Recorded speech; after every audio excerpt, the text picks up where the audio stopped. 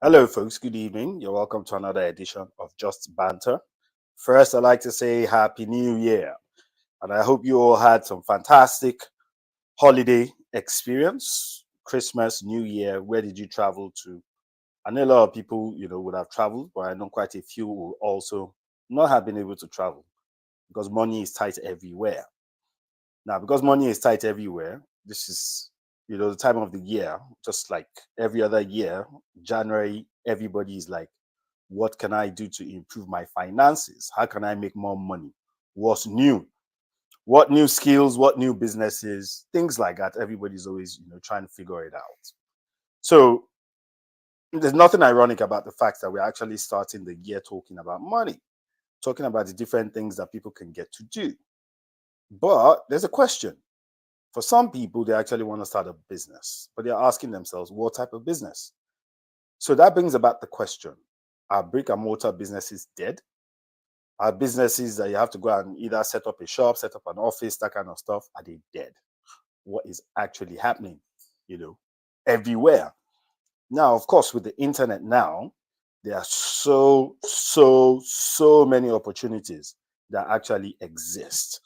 Different people are coming up with different things. There are new technologies springing up every minute, every day. Now, I myself recently actually discovered, the power of AI. Now, I've been doing a few things in tech for quite, for a little bit. I started out with digital marketing, and then I went into actually developing websites and things like that. And then I started developing funnels, but a little bit of that, a little bit later on.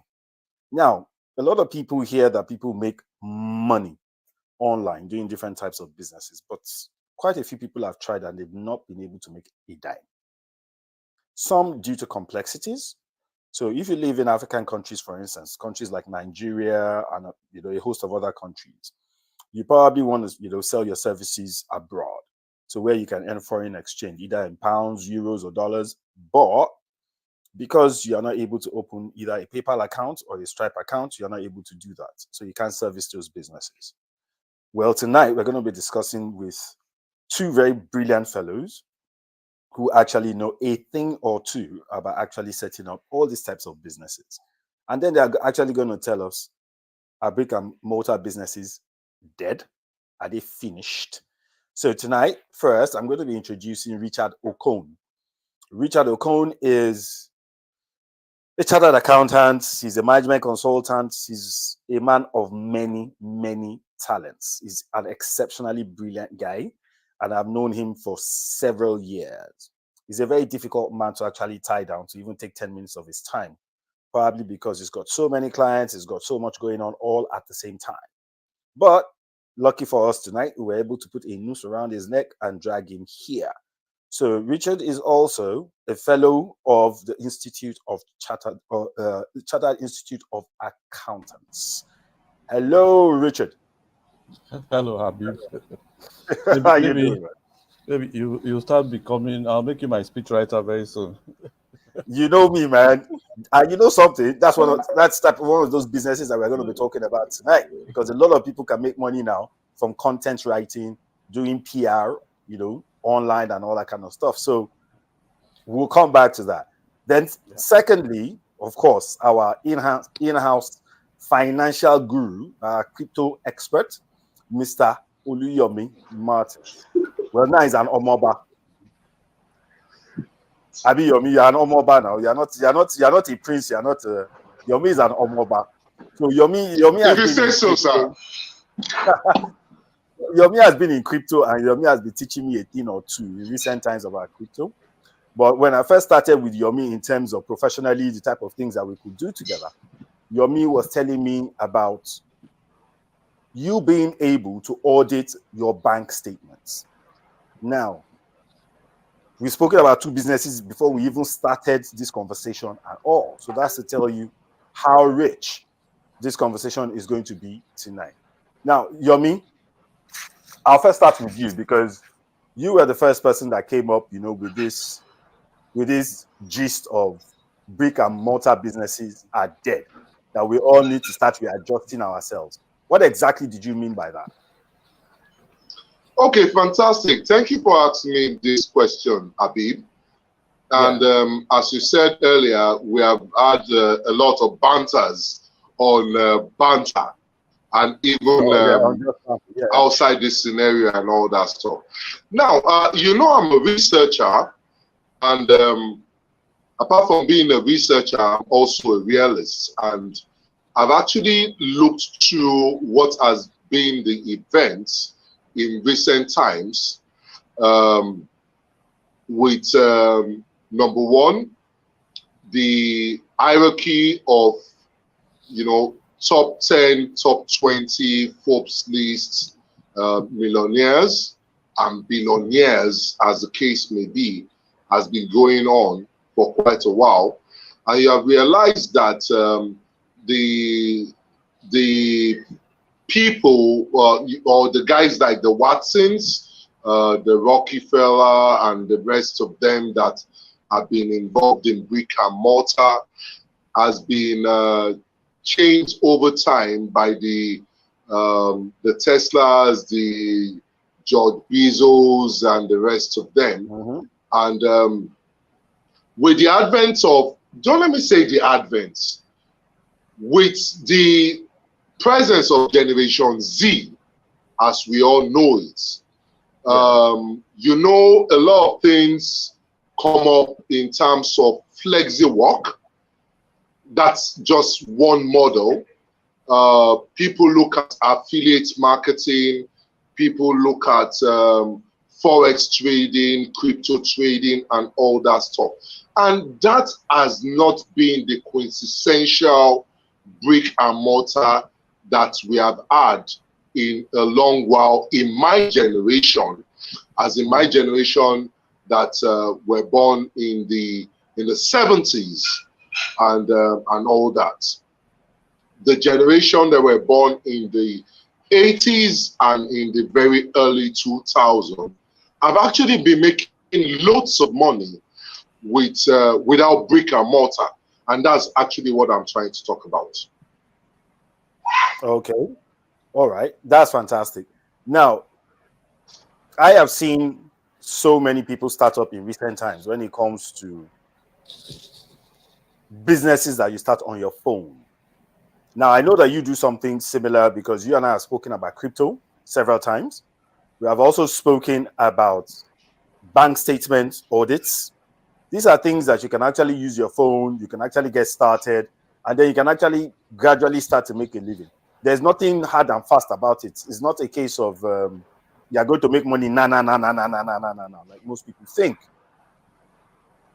What do you think is the tide over period for somebody to say, you know what, I want to start this business. How slowly can I start for me to become self-sustainable? So like in a country like Nigeria now, where you can't set up a business abroad easily, except you go through an expert like Richard, who will be able to now, you know, guide you, show you the way on how you can actually, you know, register a business abroad and start to earn. So if you're earning in Naira, how sustainable is it? Okay, thank you for that question. The first thing I need to tell you is this, right? I've not perfected my model, so don't let me say I have perfected a model right now. But I know something for sure. Hold on a second, sir. There's no expert. Yes. So let's agree on that. Very good. Let me also tell you something for sure, right? I continually metamorphose myself. I learn new things every day. You know, for anything, I've had a very, very robust banking career spanning from year 2000 till year 2014, after which I started training and teaching entry-level bankers and mid-management bankers in First Bank, Keystone Bank. I hope I'm allowed to mention names and all that stuff. And over time, I've actually discovered that if you do not metamorphose yourself, you become obsolete. Now, apart from teaching, I have been learning. And learning in what way? I have been doing what the Generation Z do effortlessly in my close to 50. I'm going to be 50 very soon, by the grace of God. I'm there 50. I'm still a very young guy. I still look very nice and sexy, right? Okay, that's a joke. But the bottom line is this. If you do not continually reinvent yourself and learn good new things, you are not going to be prepared for an exit from brick and mortar. And that's one thing I must tell you. If you are not ready to learn, just go to bed. Let me keep it as short as that. Let me keep it as short as that. You must develop skills. You must make your own fair of mistakes, and you must learn from it. Now, if I tell you that it's going to take you 1 year, it's a lie. Let me give you a joke. I paid for my PhD studies doing non-brick and mortar. I paid for my conferences in Dubai doing non-brick and mortar. I didn't do any 9-to-5 job. I'm not telling you that I'm brilliant. I'm just telling you that I've made my own fair share of mistakes and I've learned from it. And I'm still here being a living testimony of my learning process. I think that's enough to tell you. You just keep on learning. You just keep on developing your skills until you are very, very much sharpened. So if you tell me the amount of years you need to be perfect, but I can't tell you that. But I can always tell you this. You will not remain in this seat. Do you know what funny thing, Abib? Can I bust your bubble? Do. Abib, you are not making money with brick and mortar. Do you realize that? You know what? We'll get to that. Now, you said, you're being smart about that response. You said something, and I'm going to pick up on that with Richard, which is exiting brick and mortar. So first things first, let's bring Richard back on, and Richard, you heard Yomi. I'm amazed that Yomi is saying what he's saying because and I don't agree with him in a number of areas. Clearly. So tell me, what are your thoughts? Well, I think the first step is to understand what a brick and mortar business is. Yeah. And a brick and mortar business is primarily a business that has physical presence, and where customers actually go there to, where the customer and the client and the service provider have face-to-face interaction. Yeah. Now, in today's world, there are some activities that you can't change from being brick and mortar. Your barber shop, you have to go there to get a haircut. Your beauty salon, you have to go there to get a haircut. Now, I understand that because of technology. Now, the way I look at technology, I look at it in two ways, right? Technology as a business and technology as an enabler, right?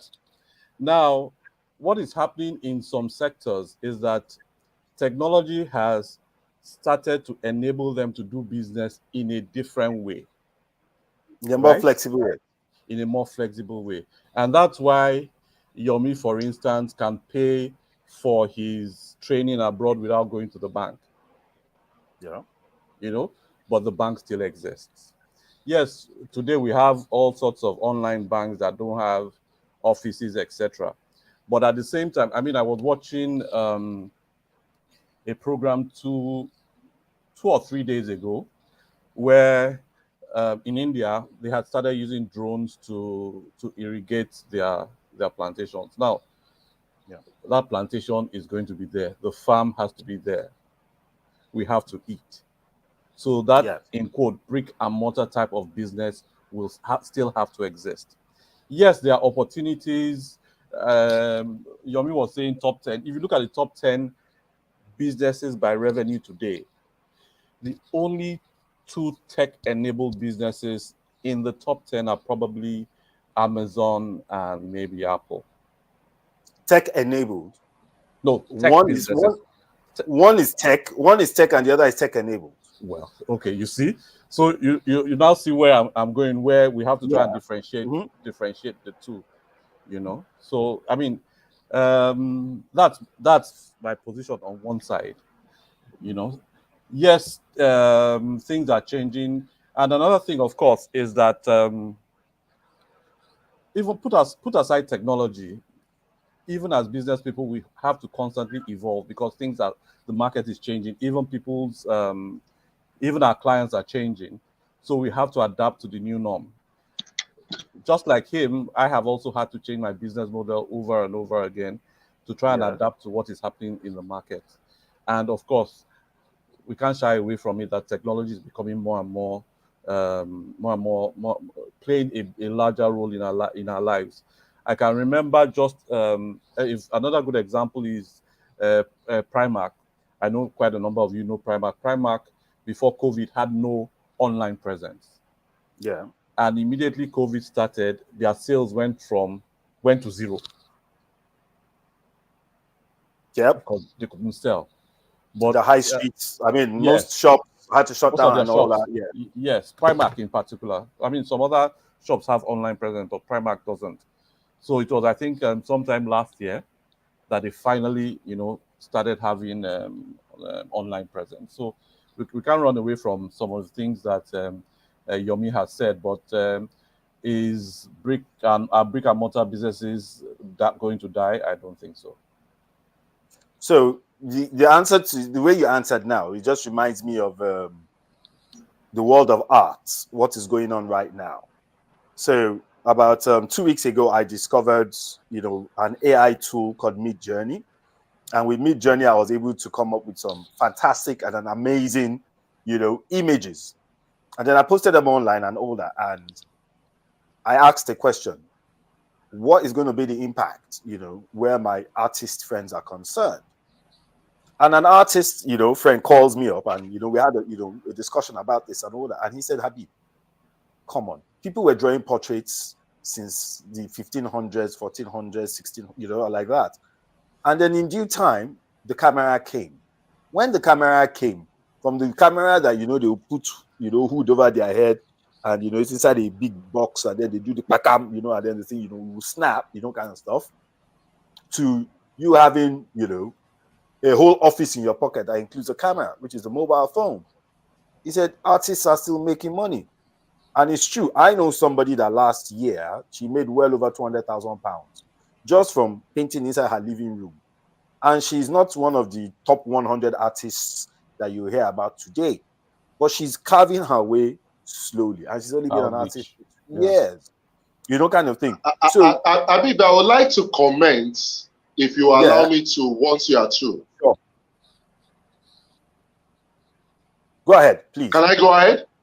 Okay, fantastic. My mentor, I would like to say publicly, worldwide, Richard Okon happens to be my mentor. And he knows that. He's smiling. He's smiling. But we never agree. No. You see, our relationship is very special. It's said that iron sharpens iron. And that's what we do to ourselves. Yes. Let me say something. Richard has brilliantly spoken. And I've never said for 1 second that brick and mortar would totally die. But he used the phrase, he said, enablers. We are living in a world of enablement and enablers, in which we can never, ever, in this present day and time, live without technology. See what happened during COVID. People started talking about flexi work. Productivity did not really drop significantly. I did a couple of proposals to universities in the UK in terms of flexi working, as a study on the, PhD level and all that stuff. And all of them actually affirmed from the statistics that I presented that you cannot remove the fact that we are in a new normal. We're in a new normal, and that is a fact. You use the example of Primark. I don't know whether the statistics are on point or on bull's eye right now. Because if Primark did not actually have online presence, and they were actually, you know, enabling online presence during the COVID period, I actually believe that in the graph of their growth, we should have had an upward projection. That's just my opinion for now. So basically, let me just wrap it up so that Habib and Richard can continue. I did not say that brick and mortar will be eradicated, but the enabler phenomenon will become more and more predominant as we're having it right now, to the extent that business as we know it right now will not be the business that we know it tomorrow. Let me just drop this. Oh, okay, so let me brick and mortar will not be more than 40% in probably 2030. Or okay, so 40% maximum. I can agree with you. We'll be alive till then. We'll be alive till then. I can agree with you. I can agree with you to a large extent. But in terms of that percentile, that is the one that I will dispute a little bit, and I'll tell you why. I said 40%. I'm not so bad. No, wait, let me tell you something. Let me just give you this point. During COVID, 50. Is that okay? Okay, yes. So that sounds fair enough. I can accept that one. Now, during COVID, what we discovered during COVID was that production was still ongoing at some point. Now, the level of production that was ongoing was not at optimal level, but it was still fairly high. Why was it fairly high? Sorry to cut you short. Do you know that during COVID, we basically operated without brick and mortar? No, apart from essential services. Apart from essential services like healthcare, telecoms, and all the rest. We basically operated our life without brick and mortar.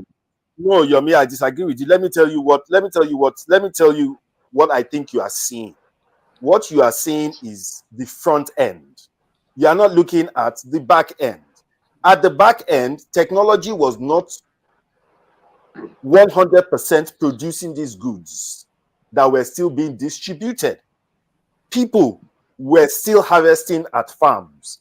These goods were still products. Do you know how many people were ordering their goods from their home? Yomi, wait. That's why I was talking about enabler. Oh, Yomi, wait.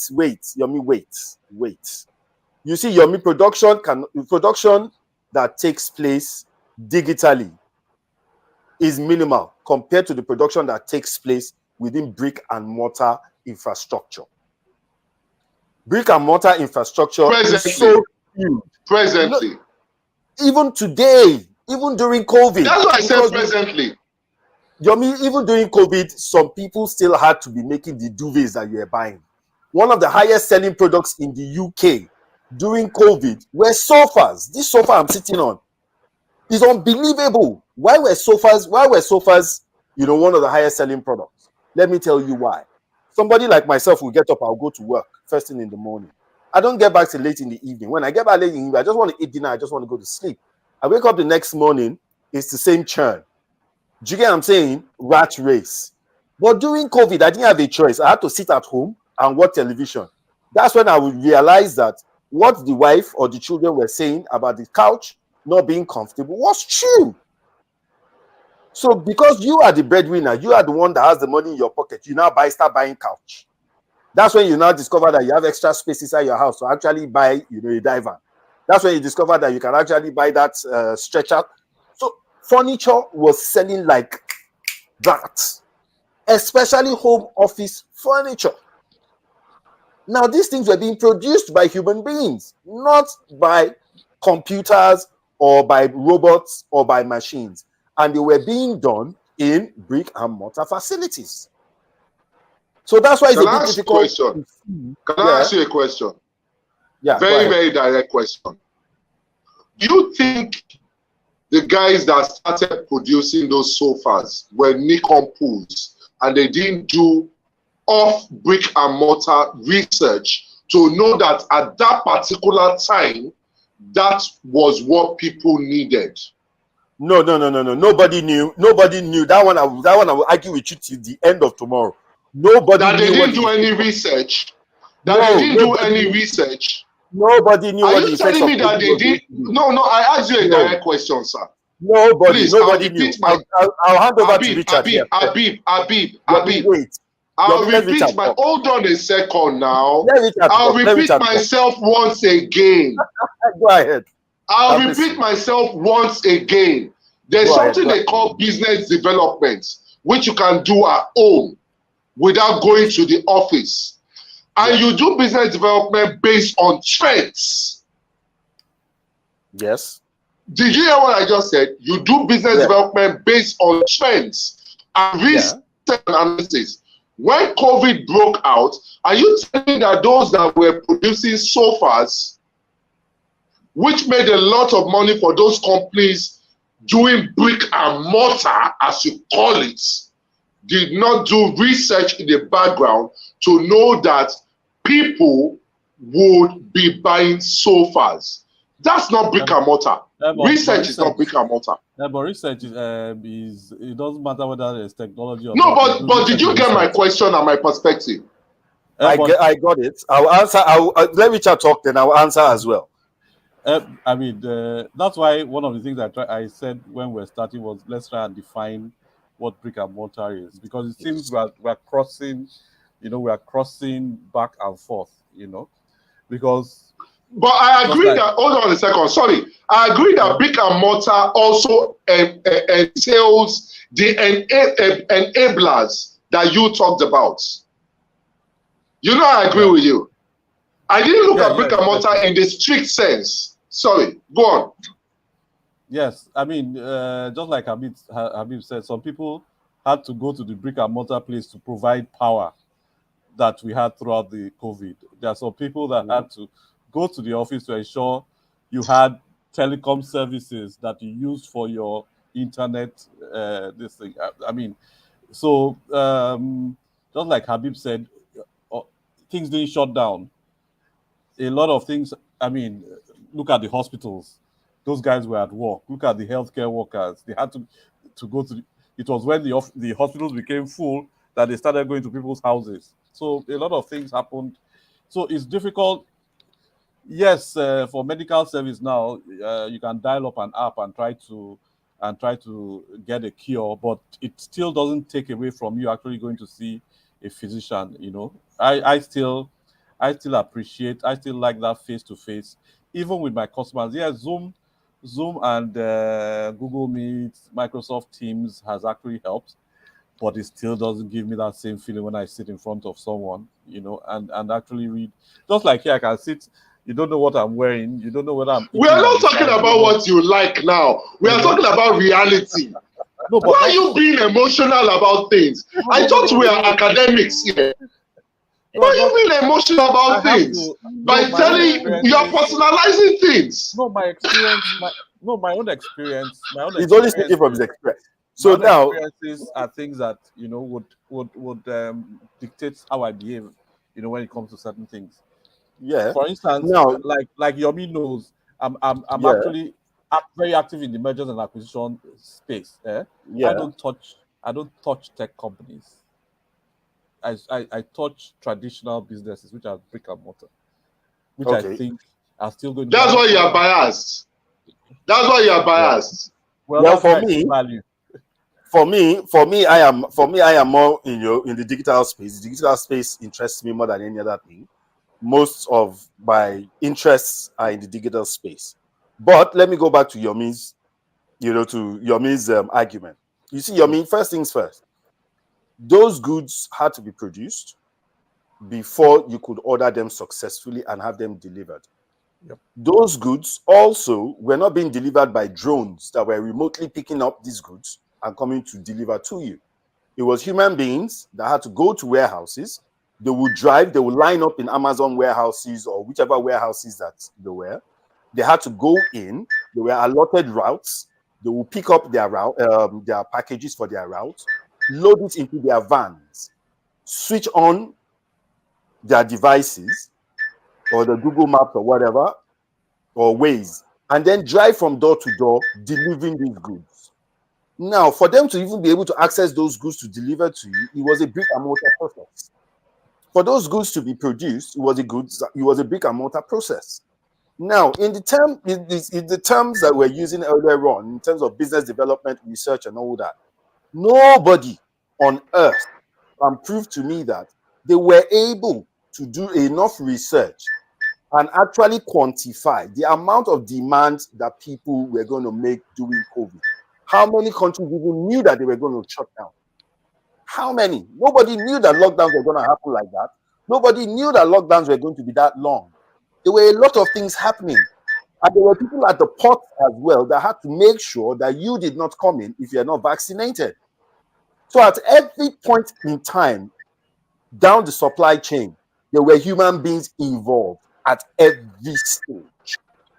Now, just to add to what just to add to what Habib has said, do you know that this tech thing has created two huge brick and mortar business models: logistics and storage. Thank you. Huge. Okay, can I come in right now? Richard, are you true what you said? Yeah. Okay. Habib, also, can I come in? Yeah. Okay, wonderful. Let me tell you something, and I'll tell you very quickly, right? I happen to have been trained when I was cutting my teeth in banking, in Citibank. And one of my bosses that is still in the banking system right now, I know that Richard would remember him and he would still know him. Ini Ebong. You know Ini, right? Richard, Very well. you remember Ini. Very well. Yeah. In my early years in banking, Ini told me one funny thing that I'll never forget till today. I started on my career in operations and technology. And in operations and technology, Ini told me that there is no operational process that cannot be refined. And that's one thing I'm going to tell you today. I want you to hold on a second. There's an alarm that I need to quench right now. Stop. Sorry. Okay, that was disturbing me. Now, when he told me that right back then, he actually got me pretty thinking. Now, so many years down the line, Habib, what's your favorite restaurant? I'm not a food. What's your favorite restaurant? My favorite restaurant. You know I teach. You know I teach for a living, so I like always throwing these answers so that people realize what. My own restaurant. I didn't read psychology. I read mass communication. My favorite restaurant does not. My favorite type of restaurant. I have a favorite type of restaurant. I don't have a favorite. No, restaurant. just name it. Just give me a name. Your favorite restaurant in the UK. I'm not saying in Nigeria. If I say Nigeria, you will say Yakoyo. Well, at least that means you have a clear perspective of who I am and what I am. You're a local boy now. We all know that. You know? Yeah. You're an Amala guy. We all know that. Or Amala Shita. Okay, fine. You know what I mean? So that's jokes apart. Now, have you been to Japan of recent? No, I've never even been to Japan. Okay, Richard, even if you have not been to Japan of recent, do you know about the self-service model in terms of restaurant operations, in which restaurants actually use AI and robotics to cut down the processes? That's what I'm talking about. That's okay, so right there is what I'm talking about. I'm talking about in Germany. Yomi, I saw that in Germany last month. Okay. Beautiful. But you see, let me tell you what I saw, right? We keep forgetting that you still do not have a holistic process where it is just robots or technology, quote unquote. No, hold on. See, Abib, sorry I'm cutting you short. It's because I'm passionate about what I'm talking about. See, number one, I'm not telling you. I'm agreeing with Richard saying enablers. I'm not saying that technology will be in isolation and brick and mortar will totally die. That's not what I'm saying. But number two, and very quickly, please, if you're a student of research and we actually put a cost and benefits to what is not brick and mortar and what is brick and mortar, and actually calculate the benefits in terms of what we have achieved in profits and in costs from brick and mortar and what is actually physical people working. See, physical people working will not earn you money. It is the brains and the technology that will earn you money. Okay, can I ask you a question, Yomi? Yes, right? Sir. Yes, sir. I'm with you, sir. Okay, you walk into a McDonald's restaurant, right? You enter, you have this self-service, what they call stand. AI robots, yeah. No, they're not robots. They're just ordering POS. whatever. Yeah, they're just point of sale. You just order from there. You just order whatever, you pick whatever you want, you order, you pay, and you go and sit, and your meal comes, right? Is that business a brick and mortar business? Or a tech? Yeah, is it to me, it's an enabler. That's why we discussed about enablers. No, I'm not giving you that option. I'm saying, is it a brick and mortar business or not? No. Sir. I'm as educated. Sir, hold on, sir. Cool down. Okay, cool down. I know that you are an award winner. Cool down. Let me answer you. Don't form being brilliant with me. There is always a middle point in any academic argument. Even in theories, you have pseudo systems and exact systems. Am I right or wrong? That is a pseudo system. So, but ask a simple question. Is a simple answer that I've also given you. I went to school. I went to University of Lagos the same way you went to the University of Lagos. Don't make me look as if I did go to school. I didn't say so. Wait. So those of us that went to ABU, what do you want us to say? You did go to school. You went to secondary school. Are you kidding? You are talking about the premier. I'm joking. I'm joking. I'm just kidding you now. Come on. I'm joking. Let me come back. Let me come back to what Richard just said now, and give you a small analogy as well. We have Henry Ford and how he revolutionized car production. You also now have the Japanese, how they revolutionized, the supply chain process, production process in terms of just in time and all of that. Now, the more technology evolves, the more people who have outdated modes of thinking continue to think that they will be out of a job. Forgetting that more jobs are being created as technology is evolving simply because processes are becoming faster. I agree with you.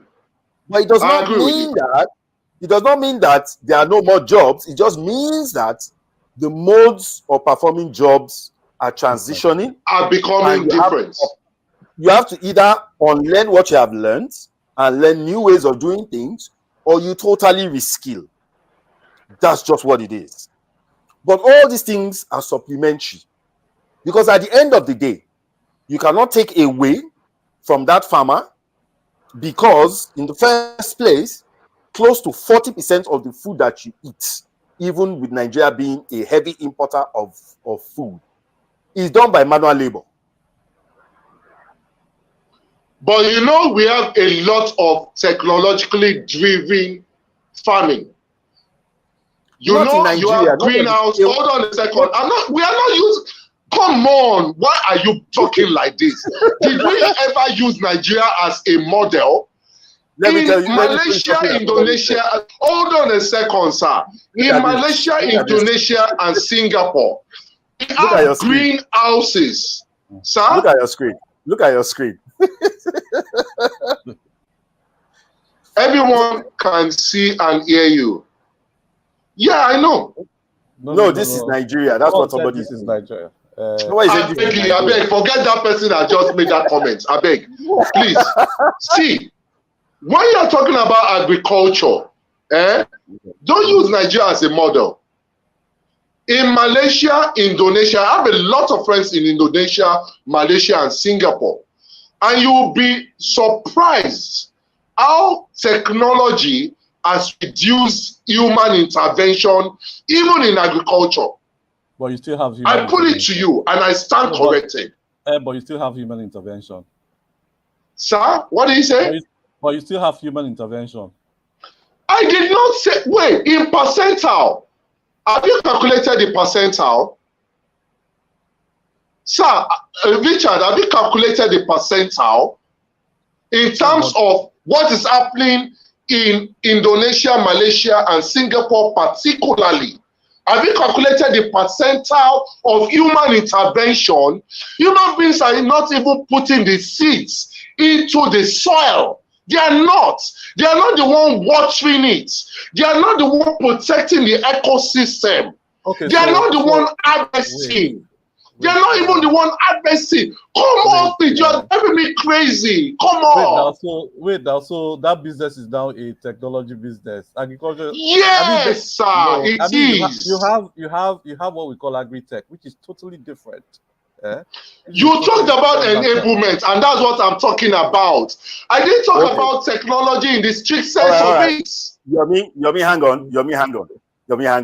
Now, you see, this argument can go on forever for the next 5 hours, and we will still not be able to pull. But why don't you guys agree that I'm talking about enablement? No. Once we agree on enablement, we'll all be on a level playing field. Yomi, wait. What is going on here is this. You have your perspective in terms of the direction, right, that the world is going. Yes, sir. Richard has his own perspective, albeit his perspective is that of he's sitting on the fence. He's telling you, or he's telling us that, look. And you know what happens to people that sit on the fence? Just wait now. Let me finish, please. Let him land. I won't attack him yet until I hear what he wants to say. Just wait first. So, right?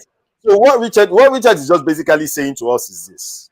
You still need both the human element and the technological element to be able to get things done in layman's terms. Right? Now, in terms of percentiles on how much enablement has cut into man hours, how it has changed the level of production and all that, I am still of the opinion that it has not even made a dent so far. I still think that we still have a very, very... Have you been reading research? Wait, Yomi, you see the potentials of what we are talking about is so massive that you cannot even begin to understand. I mentioned AI a few minutes ago. Now, with AI, I was able to write a book recently, a book that I've been thinking about for almost 2 years that I was going to write. I've written that book already with the help of AI. But you see, the thing is this, I wrote it with the aid of AI, but I still have to pass it on to somebody to proofread, do the editorial work and all whatnot, and send it back to me. I will go through it again. If I'm satisfied, then I pass it on to the publisher. That process is still there. Now, that process is shorter, but the process is still a bit of a long process. So it's just a dent. It has not cut it in half. It has not cut it by 40%. Far from it. As a matter of fact, what it has done is it has made the workload even crazier. Because take, for instance, somebody made a comment, I'll put it on the screen for you to see. Due to COVID, goods were also backed up in the supply chain as the ships were not moving from China and the Far East. This is a fact. There was nothing technology could do about this. Nothing. Now, one of the things that this type of situation has enabled is the last mile distribution. So you now have people riding bikes and going to go and do delivery. You have Deliveroo you have Uber pivoting and saying, okay, you know what?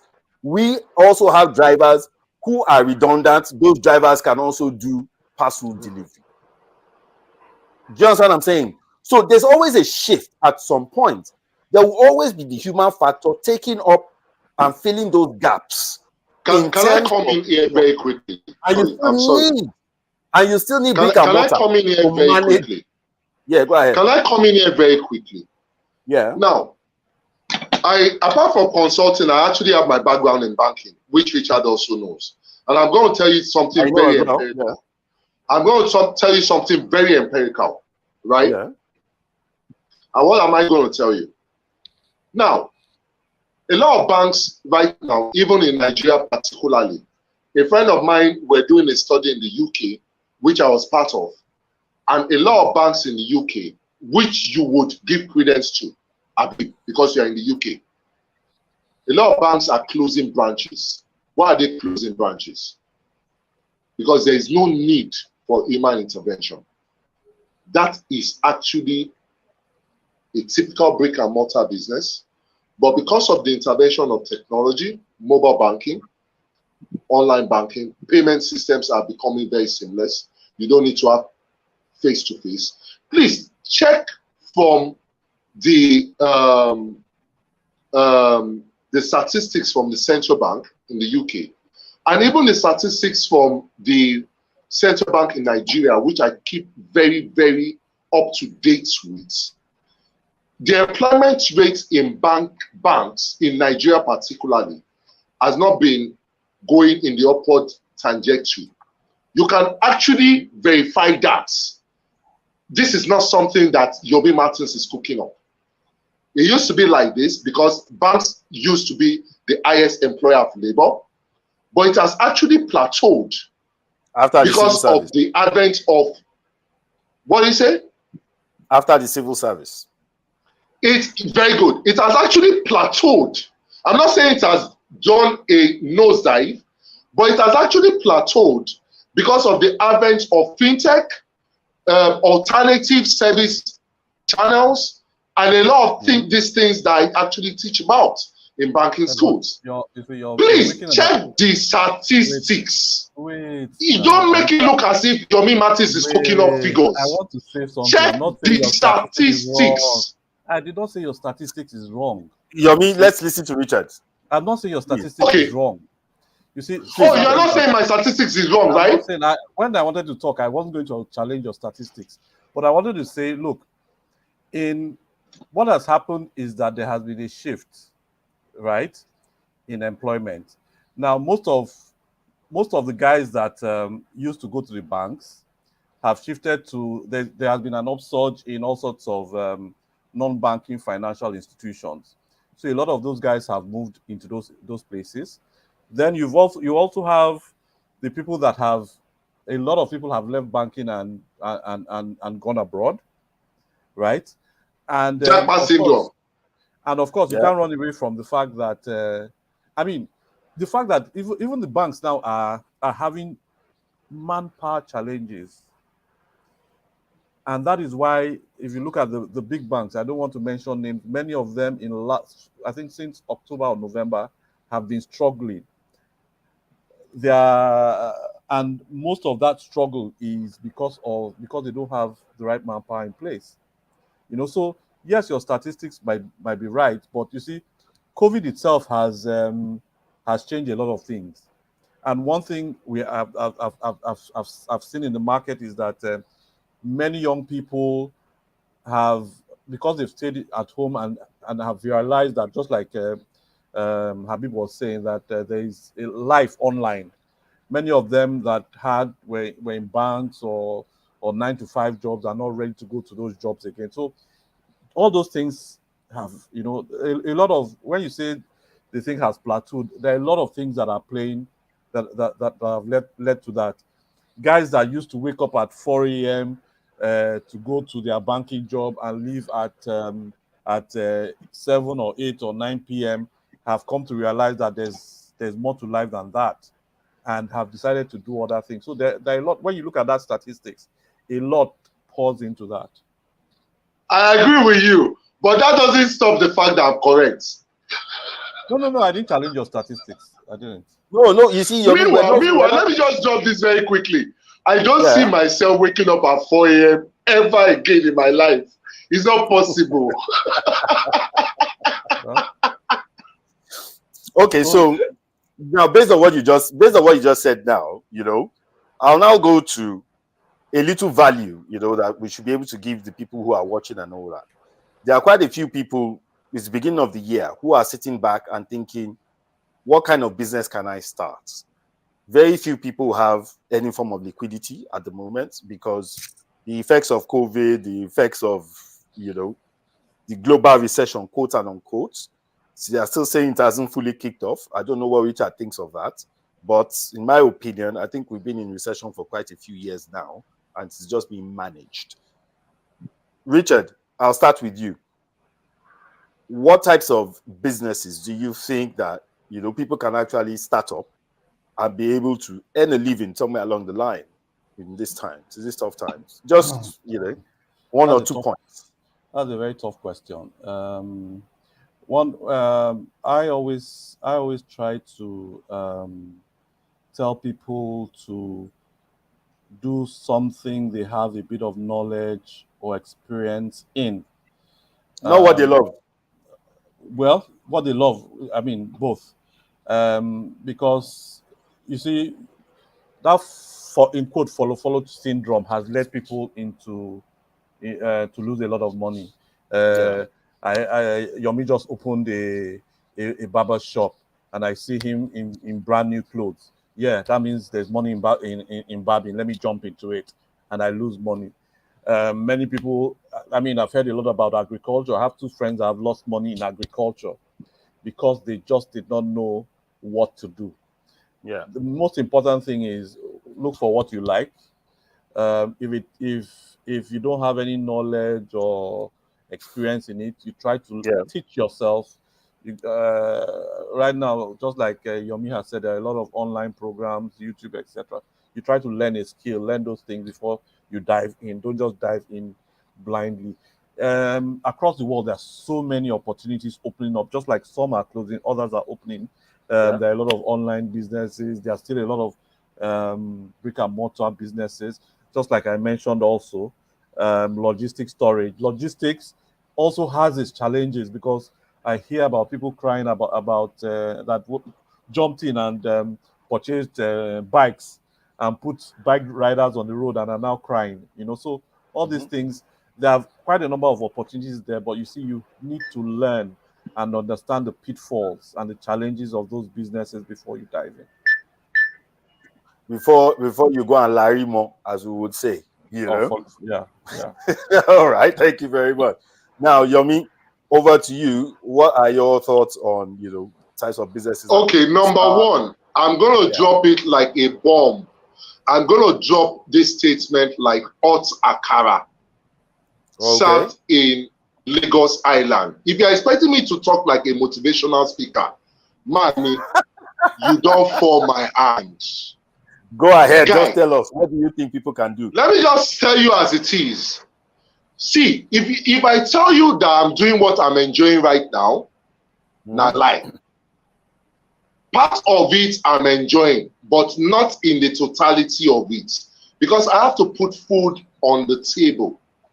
I have 2 kids in university, I have 1 in secondary school, and I'm now telling you all those motivational talk. I have to put food on the table, and I'm saying, do what you enjoy, money will come later. Now, shake it down, Boba, to anybody that is telling you all that stuff.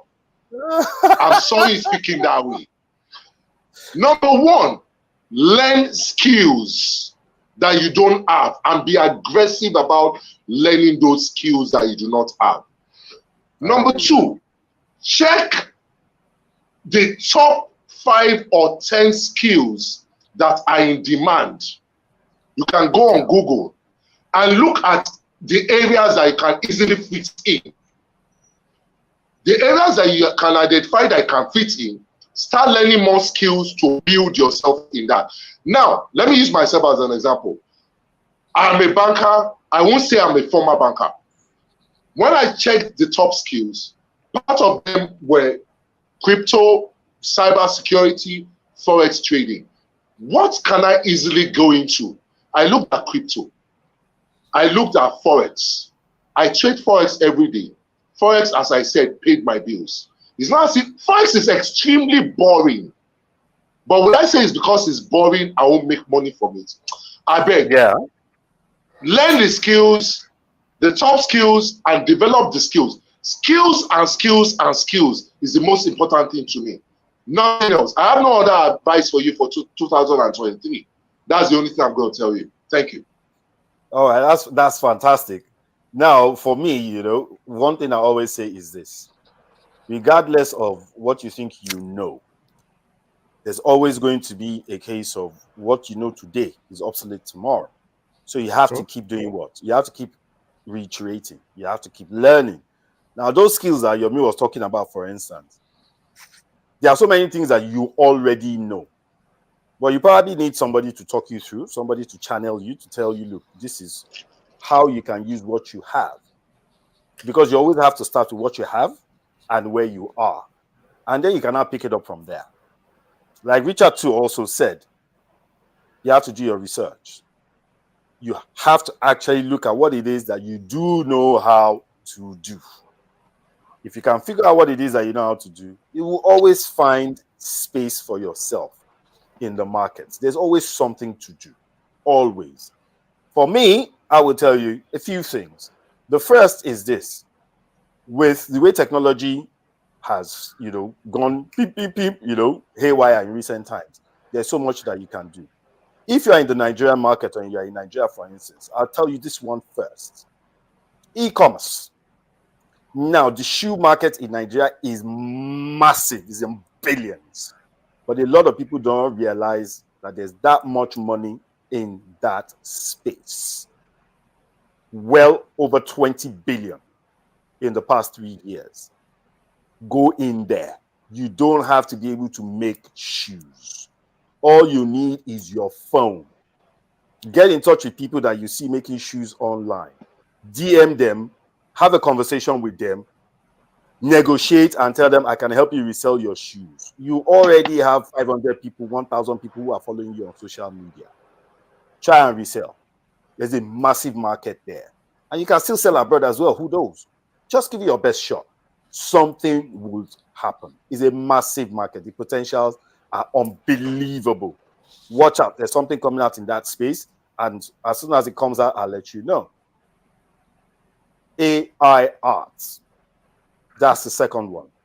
Now, for number 2, which is AI art, you have different types of AI tools that are out there now that you could actually use to develop these artworks. Now, the artworks can be used for so many things. So like I said earlier on, I wrote a book recently. So I probably need a book cover. I need somebody to do a book cover for me, or I do a book cover myself. Usually I have a graphic artist that works with us that does all those type of stuff. But he himself has realized now that he has to upskill. So he as well is beginning to learn how to use those AI tools to generate these works. So you can look into that. You can do book covers for people. People are writing books every day. You can do graphics for social media. People are doing that every day. You can do print on demand for t-shirts, for face caps. People are buying t-shirts. It's unique stuff that you can sell and, you know, make a decent living from. It's happening. It's there. It's at your fingertips. And you know how, what? On your phone, you can get all this done. You don't need to have one big computer. You don't need to go to one cyber cafe or nothing. Just on your phone. And even though Yomi says that, you know, brick and mortar, even your house is brick and mortar, don't get it twisted. That's the reality. Even your house, where you're operating out of, is a brick and mortar infrastructure. So you still need that brick and mortar mentality, because that's going to keep you rooted to the ground. That's going to make you focus, because you know you have bills to pay. You have to pay your rent, or you own the house, you have to pay electricity, utility bills, and all of that. Keep on top of it, and you're still going to get it done. All right? I'll go to number 3, sales funnels, because websites are dead. If you don't know, I'm telling you today, websites are dead. Why do I say so? Websites are like storefronts. If you don't display anything, you know, in it, people will just walk past because they don't know what it is that you're selling. And a lot of storefronts don't even if they display, they don't put price. So people just admire and walk past. That's a big mistake. Go and do a sales funnel. With a sales funnel, you are selling one product, one. So you are focusing the attention of whoever is visiting on that one product. Yes, at the back end, you can also sell more products. A bit technical. I'm not going to delve into that. But if you want to know anything about sales funnels, you can send me a DM. I'll happily respond and I'll happily talk you through how to get into sales funnels, how to develop them, how to build them, and stuff like that. But if you're not technical at all in any way, it's as simple as you just reaching out to people who build sales funnels and say, I can market sales funnels for you. What do you need? Just go on social media. You have TikTok. You have LinkedIn. You can go and generate leads for people there. Generate the leads. When they close the clients, they pay you. It's as simple as that. You can use your mobile phone. Stop wasting your data. Stop wasting money buying an iPhone that's, it's just a case of you're using it to pose. It's not working for anybody, not in these times that we're going into. Things are hard, really hard. And speaking of lead generation, that's number 4. So for that lead generation, even Richard does big business. But it doesn't mean that Richard does not need to generate some leads. Yomi does crypto. Yomi is a financial expert. Yomi has a firm, a consulting firm that does bank statements, audits and stuff. You can reach out to Richard, send him a DM, or you can reach out to Yomi, send him a DM, and say, you know what, I can generate leads for you. Go on LinkedIn. Look at Yomi's profile. Look at the type of business he's doing. Pick out a couple of points from there and go and resell his product. Or generate leads for Yomi. Yomi will close the deal and Yomi pays you. Just have a discussion with the Yomi that, look, I want to do this for you. How much are you going to give me if I close the deal for you, if I bring the lead for you? You can also do the same with Richard. You can also do the same with people that you know. If you look within your family, extended family, you always see somebody that's doing something that you can resell. Don't miss it. It's there. It's readily available. I don't have a job. I'm looking for a job. I'm writing a CV. Stop wasting your time. Even that CV, you have to be able to put in something that you have been able to do. So go and get something done. Try it for 3 months, 4 months. If you're not successful, still put it on your CV that you have actually given that a shot. People want to see that you're a self-starter. You have actually tried. So it's not a case of how vast the level of experience you have. It's a case of you actually being able to do something, having a little experience. That's what matters. And if you're not sure of where to start, there's a new AI tool called ChatGPT. With ChatGPT, it's free to use. All you have to do is just look for it online, sign in, register, whatever it is, and then just type in your prompt and say, look, ChatGPT, what business can I start in 2023? Or ChatGPT, what do you think is, potential for crypto this year? Or ChatGPT, can you write me the code for a trading, whatever that, I don't know what the Yomi call it. Is it a trading machine or a trading, what do you guys call that thing? That trader that you use, that digital trader that you use for your robots, for your Forex. Yeah, robots. Yeah. So ChatGPT can actually write code for you if you know what to ask. For a robot. Yeah, if you know what to ask, that AI tool can actually write the code for you. With that code, you can actually develop a software of your own that you can deploy out there for people to buy from you or for people to subscribe and use. And if you don't know where to start, reach out to people who already know what to do. There are always people out there willing to listen to you. There are always people willing to give you a little helping hand. But they are not willing to give you money because giving you money is useless. And then if they're going to give you money, how many people are they going to give money? We need to stop, enabling people going into our DMs and saying, I have a problem, I need money. I'll teach you how to fish if you're ready to do that. Slide into my inbox or my DM or whatever they call it. I'm happy to help. I'm sure people like Yomi, Richard are also very willing. I know that Richard has mentored so many successful people right now. Yomi is one of them. as well. And me, I have been following you very closely from a distance for a long time, and I've just been learning one or two things from a distance. But I just say, Eskisa, can I know XYZ? That's the way it happens. But I don't think I've reached out to say, oh, God, give me 5K before. It hasn't happened. Maybe buy me a beer or two. Please be very quick to say maybe buy me a beer or two. You know, kind of thing. Yeah? Abi, be very quick to say my PhD thesis is actually on the impact of mentorship on female entrepreneurs in Lagos, Nigeria. So I'm particularly interested in mentorship. That's what I'm writing my PhD thesis on. I have two people that I'll push your way that you can have a very, very intelligent conversation with when it comes to this issue of female empowerment. They are both entrepreneurs and they've done very well for themselves. But the core focus of their lives right now is not business. It is more on female empowerment. So I think they'll be excited to have a discussion with you. I'm interested in such. So you can have a discussion. I'd like to thank both of you very much for taking out the time to join us tonight. And the one thing that we have learned from Yomi today is that even though he has not said it the way we thought he would say it, you still need a hybrid system for you to be functional. It's not just about technology. You still need the brick and mortar and they're enabled with technology. Habib, I totally agree with you guys. Technology cannot stand in isolation. No, I totally agree. That's why I picked the word enablers. Immediately Richard Okon said it, and you also reinforced that term or clause. I totally agree. But for the fact that the world is changing, it is actually changing, whether you want to agree with that or not. I'm sorry. We agree. The world is changing. Oh, yeah, we agree.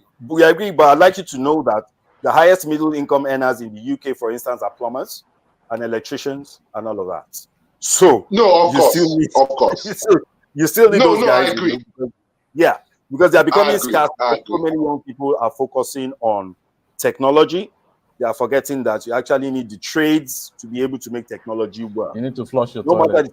I do agree. You need to flush your toilet regardless of what you do. You know what I mean? You still need to heat your homes, and even if you are putting IoT into your home, you know, as that kind of smart home and all that, you see that electrician. Hold on. It's just like talking about normal real estate and talking about Airbnb. While you talk about Airbnb, is Airbnb not technology enabled? Which is different from real estate. Do you understand? No, it is that's what I'm talking about, man. Which of the businesses are you talking about? Are you talking about the guy that owns the house or the Airbnb platform? The Airbnb platform, that's what I'm talking about. It's a business enabler, which is different from normal real estate. Yeah, but I still own real estate as the owner of the house. Sir, we all know what I'm talking about. Don't make it difficult for me. Guys. You guys, thank you very much. You have a great evening. I've had a fantastic time. I knew that by I want the recording of this film. I want to put it on my YouTube channel, please, Abi. So please send me what you have done with editing. I want to upload it on my YouTube channel. This is live, so there's no editing, no nothing. All you have to do is just go to. Okay, fantastic. So please just send me the link once you are through, so that I upload it on my channel, on my YouTube channel. No problem. I'll be very, very glad to do that. And Richard, thanks. I hope I'll be able to catch you one more time, some other time, without Yomi. I'm always here. As long as you don't scare me with the number you scared me earlier today. Yes, thanks also.